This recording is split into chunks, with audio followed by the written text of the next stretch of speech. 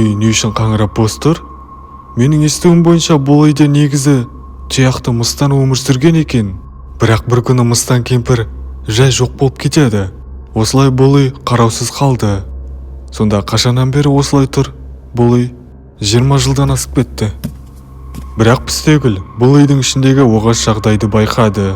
Үйдің іші ескі болғанымен, үй ішіндегі заттар өз орнында тұр. Бұл қалай?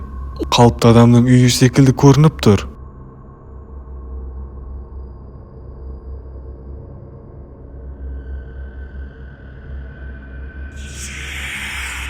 Өстіп ішін аралап жүріп, үстел үстінде орналасқан өте біртүрлі заттарды көрді.